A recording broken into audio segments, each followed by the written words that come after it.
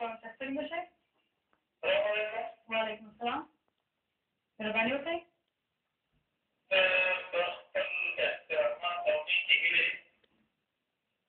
زموږ د ورځې په مناسبت تاسو ټولو ته او د افغان ملت ټولو باندې د خپل ورځې کوم احترامات وړاندې کوم. مننه. یو احترامات هم زه یو شعر هم لرم، خوراکی شعر ده چې د وطن مور وایي. مهرباني اجازه یې زه به وکړم. مهرباني کوئ. د وطن مور وایي څه شول ناخواله او د ظلم رهبران څه شول، څه شول ناخواله او د ظلم رهبران څه شول، د اوږدو ږیرو مزدلمو جهادیان څه شول، سهار ماښام چې په مېلمه د خوارې سیم په کور وو، موږ ته حیرانه شرمېدلي ملایان څه شول، چې د ولس په دواړو لاسو درناوی کوو هغه ستورمخي فریبکاره حضرتان څه شول،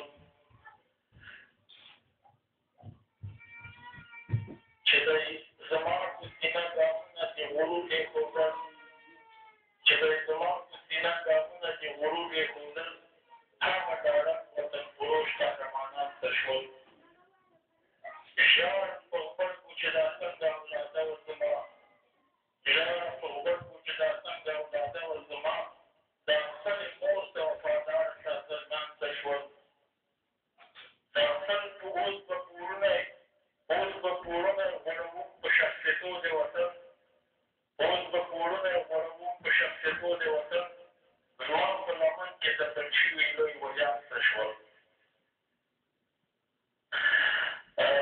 دا یو وړوکی شعر و چې مور ډېر ښه شعر و، ډېر عالي مطالب پکې لرله. ډېره مننه، ډېر تشکر. واقعیت باید ګیلمنه وي. ځکه چې دې په لمن کې داسې شخصیتونه اوس په افغانستان کې قدرت کې وي چې اصلا د مور شیدې ورته حرامې دي او دوی هېڅ په انسانیت نه پوهېږي. دغه پښتانه په ټول جای کې دفن کېږي، په پاکستان کې د پنجابیانو لخوا او په افغانستان کې د ناز نمایان د دغه نامقدس اتحاد او د دغه خلکو له لاسه نن په افغانستان کې ټول پښتانه په جنګیالو اخته دي، په مرګو اخته دي، مړې ژاړي او دا به د کوم پښتون له زړه وکړي. زه د داسې د تلویزیون له لارې د دې جهادي شبکې له لارې په ټولو پښتنو باندې غږ کوم چې ټول پښتنو که تاسې نورو داسې غیرتي لکې له ځانه ورکه کړئ، سره یو څه یو افغانستان جوړ کړئ او په خپله یو حکومت جوړ کړئ. دغسې د امریکا یا د نورو خلکو دغه دماغ کې وي. ځکه نور نشي کې موږ به تر څو وخته پورې ډېوې ته شپې سبا کوو. اخر دا خو ډېر د شرم خبره ده. لر او بر پښتانه باید سره یو ځای شي او د افغانستان یو افغانستان جوړ کړي. دا یې مهمه نه ده چې د ټولو پښتنو نه په افغانستان کې همدا کسان دا اوس په افغانستان کې د ازبکو، تاجکو او هزارو په خدمت کې ده.